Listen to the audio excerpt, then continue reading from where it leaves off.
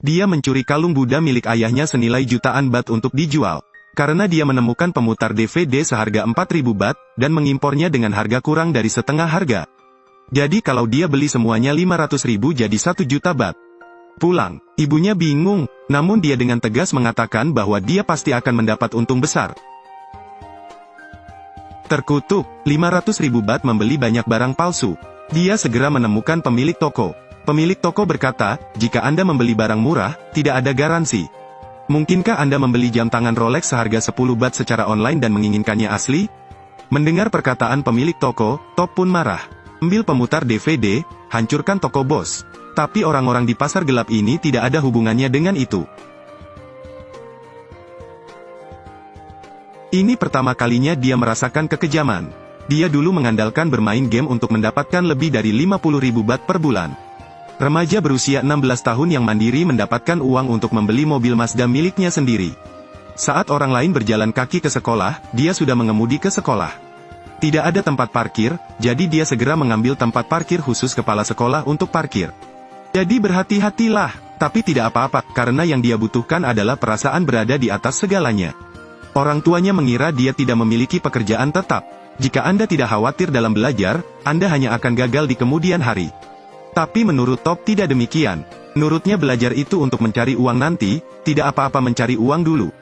Jadi dia menghabiskan sebagian besar semesternya hanya dengan menjual perlengkapan di dalam game. Sampai Anda memeriksa hasil tes. Skornya sangat rendah, bahkan hilang 2 poin. Namun bencana tidak pernah datang sendirian.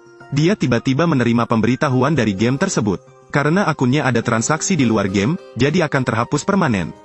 Top terasa seperti langit dan bumi runtuh. Baru sekarang dia mengerti bahwa manfaatnya ada di hadapannya. Orang tuanya mencarikannya sekolah swasta untuk dituju. Namun orang yang sudah sukses tidak mempunyai pikiran untuk memperhatikan pembelajaran. Pikirannya penuh dengan pemikiran untuk memulai bisnis. Hingga suatu saat, dia mengajak pacarnya ke Chinatown. Melihat mereka berdagang chestnut, Top tidak mengerti. Mengapa chestnut panggang begitu lezat sehingga harus dijual ke seluruh dunia? Sepertinya tidak ada tempat untuk menjualnya di Tiongkok saat ini. Top sekali lagi berbau yang bisa menghasilkan uang. Yang lainnya masih bersekolah. Cuma Top yang kabur tiap hari abends. Pekerjaan itu bisa memberi Anda 5-10 ribu bat sehari. Tapi hanya dia yang bisa menemukannya. Awalnya dia sering pergi ke China untuk survei. Dia membeli mesin yang tidak mengharuskan dia menggunakan tangannya. Tapi chestnut yang keluar dari oven sangat harum. Namun ketika saya membelinya, saya menemukan bahwa memanggang chestnut dengan mesin ini seperti memanggang popcorn. Ia akhirnya percaya bahwa menghasilkan uang tidak bisa mengambil jalan pintas. Jadi Top berlari ke Chinatown setiap hari. Mulailah mempelajari metode para pendahulu Anda. Mulai dari memilih chestnut, hingga jenis batu apa yang digunakan untuk memanggang kacangnya. Setiap pemilik toko mempunyai cara membumbuinya masing-masing.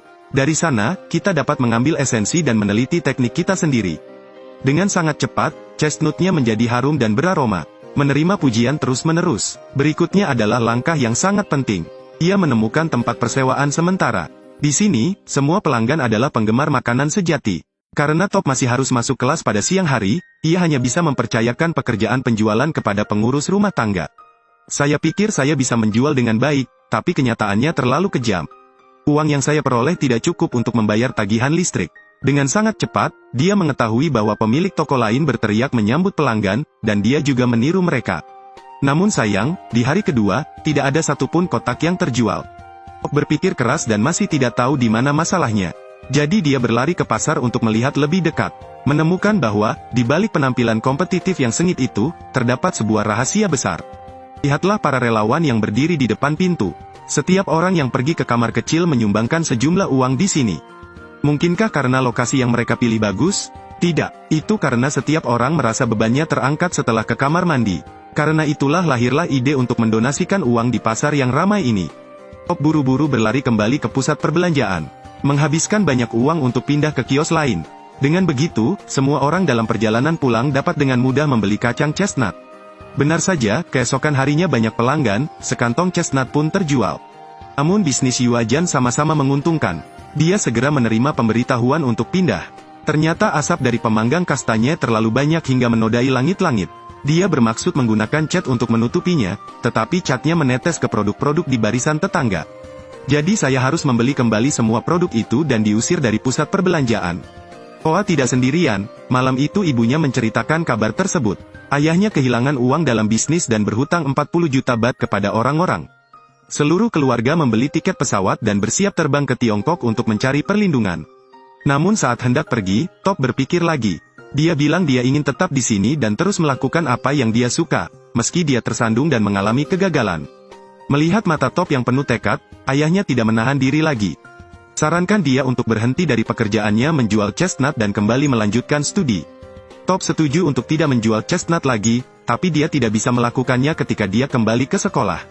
Pasalnya kemarin pacarnya membeli sekotak rumput laut kering dari China. Begitu Top mencobanya, dia menyadari bahwa semakin banyak dia makan, dia semakin ketagihan, jadi dia memutuskan untuk menjual rumput laut. Mengapa rumput laut menjadi rumput laut kering yang lebih mahal untuk dijual?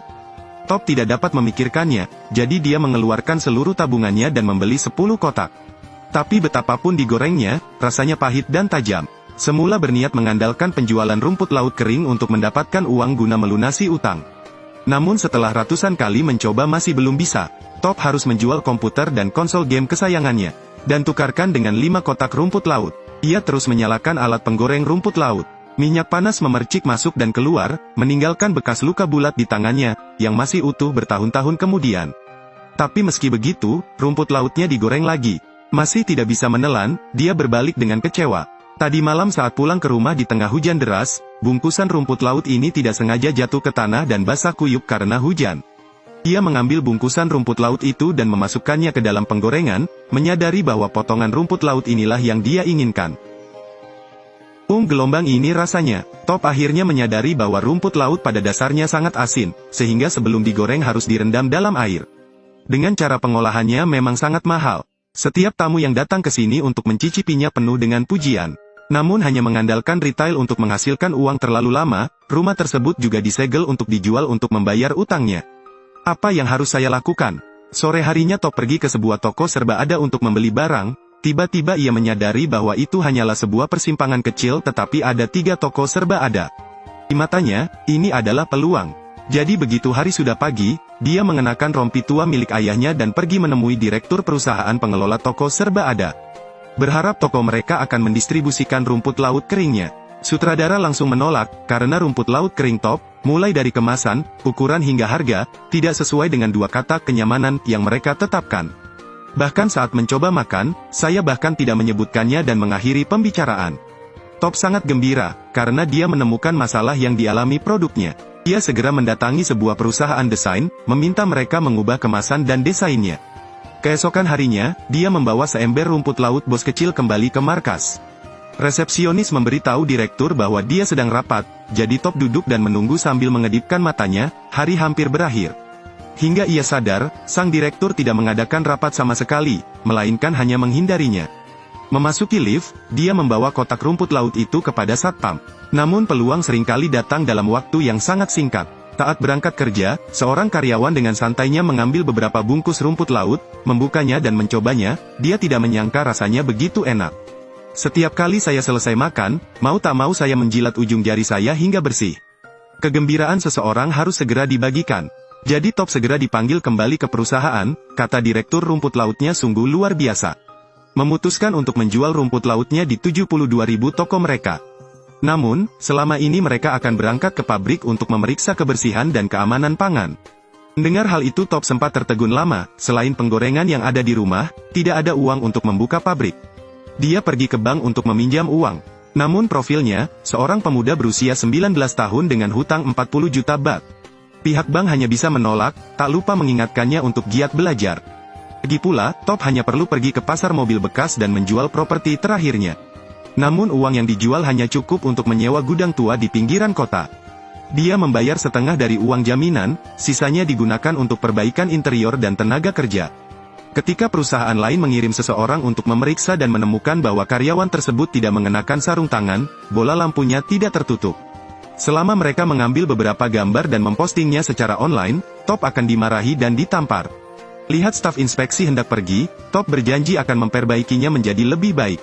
Namun lawan hanya menyuruhnya menunggu hasilnya. Pengurus rumah tangga memberi Top sebuah amplop berisi uang dan menyuruh Top untuk memberikannya kepada mereka. Dulu Top menangani hal seperti itu, tapi kali ini tidak. Dulu, ketika dia bermain game dan menjual item, Dia merasa bahwa penjualan di dalam game menghasilkan terlalu sedikit, jadi dia berdagang di luar game, dan berakhir dengan akunnya dihapus secara permanen. Lalu ketika dia menjual DVD, dia hanya berusaha mendapatkan uang sebanyak-banyaknya dari pelanggan. Akhirnya membeli banyak barang palsu, harus membayar banyak uang. Tidak ada jalan pintas dalam menjalankan bisnis, sehingga ia berkonsentrasi melakukan penjualan rumput laut terbaiknya. Setelah tes kedua, hasilnya akhirnya tersedia. Namun saat ini, printer kehabisan tinta, dan garis keputusan akhir hilang. Top buru-buru membawa hasilnya ke matahari, di bawah matahari. Top dengan jelas melihat dua kata terakhir disetujui. Ini adalah kisah nyata, tokoh dalam film di kehidupan nyata bernama Itipat Piradechhapan. Di usianya yang baru 26 tahun, rumput lautnya tersedia di semua supermarket. Menjadi miliarder termuda di Thailand. Setiap orang dapat merasakan kekuatan yang berbeda darinya. Nama kekuatan ini adalah mimpi. Itipat pernah berkata, sesederhana apapun impianmu, jangan pernah putus asa.